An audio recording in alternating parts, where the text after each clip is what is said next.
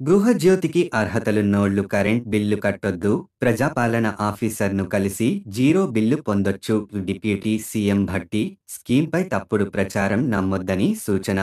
వ్యవసాయ మోటార్లకు మీటర్లు పెట్టం, కరెంట్ ఛార్జీలు పెంచం, గత ప్రభుత్వం కంటే ఎక్కువ విద్యుత్ ఇస్తున్నాం. 16,500 మెగావాట్ల పీక్ డిమాండ్ వచ్చినా సరఫరాకు రెడీ. త్వరలో 5 ఎకరాల లోపు వాళ్లకు రైతు భరోసా సాయం.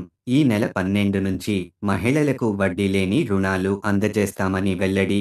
హైదరాబాద్ వెలుగు గృహజ్యోతి పథకానికి అన్ని అర్హతలు ఉండి అప్లై చేసుకున్న వాళ్లు కరెంట్ బిల్లు వచ్చినా కట్టాల్సిన అవసరం లేదని డిప్యూటీ సీఎం భట్టి విక్రమార్క స్పష్టం చేశారు.